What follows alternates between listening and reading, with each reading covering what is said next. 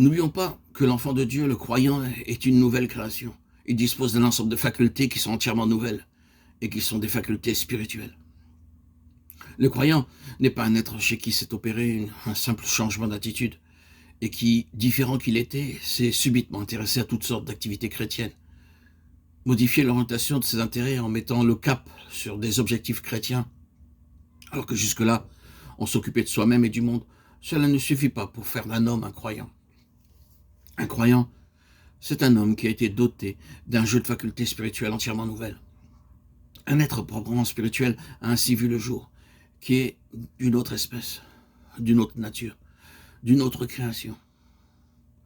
Or, ces facultés spirituelles grâce auxquelles seul on peut percevoir les choses de Dieu et se les approprier, elles doivent se développer, croître, grandir pour devenir aptes un jour à un service spirituel productif. Il en est ici comme du petit enfant qui, à sa naissance, possède en germe toutes ses facultés. Il ne pourra les utiliser avec profit que moyennant un développement continu, prolongé, qui se poursuivra jusqu'à la maturité. L'enfant qui grandit exerce, par exemple, un contrôle croissant sur sa faculté de voir ou sur sa faculté d'entendre. Et tous ces sens doivent se développer de semblable façon pour atteindre leur maximum de rendement, qu'il s'agisse de son esprit d'observation ou de sa faculté de compréhension. Et elle a une loi de développement à laquelle tout son être doit obéir. Il n'en va pas autrement pour le croyant. Né d'en haut, création nouvelle, il entre dans le monde spirituel avec un ensemble de la faculté entièrement neuf et qui diffère du tout au tout de celui qu'il avait quand il est entré dans le monde physique. Ce sont ces facultés spirituelles, ces sens spirituels qui doivent se développer si nous voulons parvenir à notre pleine croissance, capable d'accomplir un service qui soit spirituellement fécond et agréable à Dieu. Tout cela est très simple, très élémentaire. Et pourtant, nombreux sont ceux qui ont besoin qu'on leur rappelle que dans le domaine spirituel aussi, il y a une enfance et il y a une maturité avec une différence considérable entre l'un et l'autre. C'est à cela, des saints, mais des enfants, que l'apôtre Paul s'adresse quand il parle de ceux dont le jugement est exercé par l'usage. La nourriture solide, précise-t-il, est très bien, mais elle est pour les autres, pour les hommes faits. Il déplore qu'après tant d'années, les destinataires de sa lettre soient encore incapables de prendre de la nourriture solide.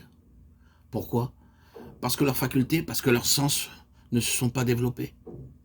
Or, si vraiment la préoccupation de Dieu est concentrée sur ce point, amener les croyants à la maturité spirituelle, si dans cette dispensation, l'état d'homme fait est bien son objectif suprême, il ne reculera devant aucun sacrifice pour obtenir ce résultat. Il ne faut pas chercher ailleurs l'explication des chemins si mystérieux qu'il prend avec les siens. Toutes les choses étranges qui nous arrivent et qui nous font nous demander parfois si Dieu ne travaille pas à l'encontre de ses propres intérêts.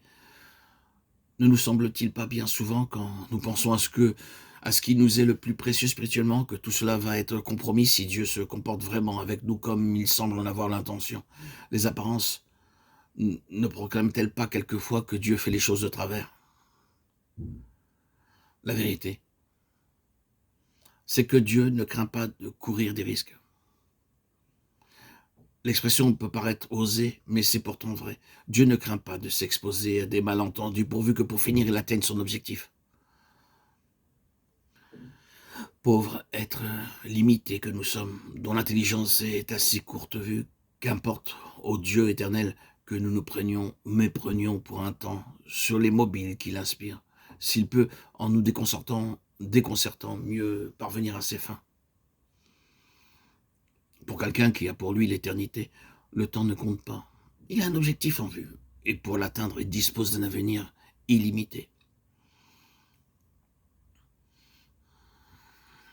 Il peut bien s'accorder de laisser sans réponse, dans notre petit entendement humain, les questions que soulève sa manière de faire.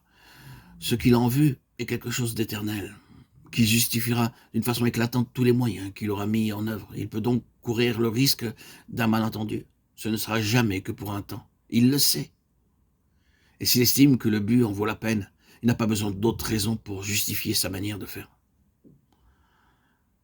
N'est-ce pas là ce qu'il a fait nombre et nombre de fois avec les enfants d'Israël lorsqu'il les abandonna aux mains de leurs ennemis, qui étaient en même temps ses ennemis, ces nations païennes auxquelles il ne cessait de manifester son opposition et contre lesquelles il avait pris une attitude qui excluait toute possibilité de réconciliation. C'est entre leurs mains qu'il livra son peuple et pendant des années, les enfants d'Israël vécurent sous la tyrannie des ennemis jurés du Dieu d'Israël. En nous plaçant à un certain point de vue, nous pouvons évidemment voir là une contradiction. Les ennemis de Dieu, tous ceux qui le haïssaient et savouraient ce spectacle, ne se faisaient pas faute de le remarquer. Voyez bien, Dieu ne pouvait pas venir à bout de ces gens. Aussi s'en est-il débarrassé. Mais oui, il n'a pas pu en tirer ce qu'il voulait, alors naturellement il les a abandonnés. C'est précisément cet argument-là que Moïse fit valoir devant Dieu, dans une heure d'intercession inoubliable. Eh bien oui, Dieu accepte de courir ces risques-là. Il laisse les païens rire, se moquer de lui, le railler en face devant le spectacle qui semble leur donner tranquillement raison. Il laisse croire à sa faillite, il laisse dire qu'on ne peut pas se fier à lui, cependant que son peuple est la proie de l'ennemi, et ce n'est pas une fois seulement que la chose arrive. Jérusalem est foulée aux pieds, les passants s'en vont disant « Ces gens-là ont mis leur confiance en Dieu ». Voyez donc le résultat. Ils ont mis leur confiance au Dieu d'Israël. Quelle faillite! Ce que nous avons donc là, c'est Dieu s'exposant délibérément à l'opprobre par la manière dont il se comporte avec les siens, estimant que le but en vaut la peine et que ce n'est pas là payer trop cher le résultat qu'il cherche. Qui prétendra sonder les voies de Dieu? C'est toujours une erreur que de les apprécier suivant nos critères humains. Une catastrophe peut fondre sur nous sans qu'il juge à propos de nous en protéger. Et pourquoi donc? Parce qu'il a quelque chose en vue, qui, le moment venu, et il le sait bien, justifiera pleinement les méthodes qu'il a suivies. Et force nous sera de reconnaître alors que ce que nous prenions pour une faiblesse de sa part était au contraire une preuve de sa puissance. L'effondrement de tout n'a fait que mettre en évidence la suprématie divine. Et la folie de Dieu en ce jour-là apparaît sous son vrai jour. Une sagesse, une divine sagesse. Donc attendons la fin. Dieu se justifiera bien lui-même. Ainsi donc, ce principe de la sagesse souveraine est intimement lié à notre croissance spirituelle.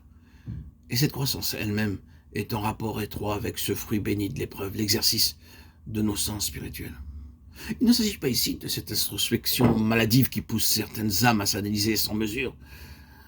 Et il y a des personnes qui tournent leur regard au-dedans, se livrent à une analyse détaillée de leur état d'âme, enregistrent consciemment toutes leurs réactions intérieures et s'imaginent ainsi exercer leur sens spirituel. Il n'en est rien. Cette introspection, ce à quoi il s'adonne là, n'est rien d'autre qu'un subjectivisme morbide qui ne peut conduire qu'à la paralysie spirituelle. Observez-en la fin et vous verrez bien qu'elle n'est que faiblesse, défaite et servitude.